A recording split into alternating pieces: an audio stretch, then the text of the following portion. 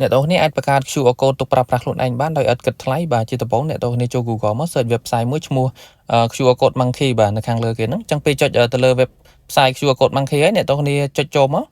បាទហើយគេមាន link ឲ្យស្រាប់បាទ link ហ្នឹងយើងលុប link របស់គេចេញទៅហើយយើងដាក់ link របស់យើងចូលបាទ QR code គឺជាការបង្កប់ link អញ្ចឹងខ្ញុំមាន link Telegram របស់ខ្ញុំដាក់ link បាទ copy link Telegram របស់ខ្ញុំចូលមក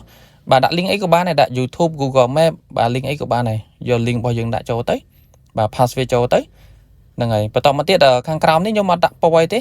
ហើយខ្ញុំដាក់ទៅ logo ទេបាទយើងមាន logo add logo ចូលមកបាទខ្ញុំសុំ add logo របស់ខ្ញុំចូលមួយ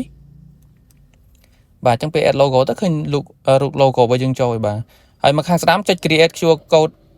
មកបន្តមកទៀតយើង select size ចង់បានច្បាស់យក high quality មកបាទហើយ download PNG បាទចុច download មកចាំបន្តិចវា download ទេបាទ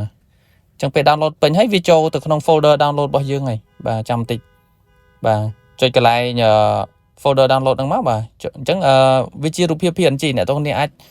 បើកវាមើលបានឬក៏អាច send ឲ្យគេឬក៏អាច print បិទអញ្ចឹង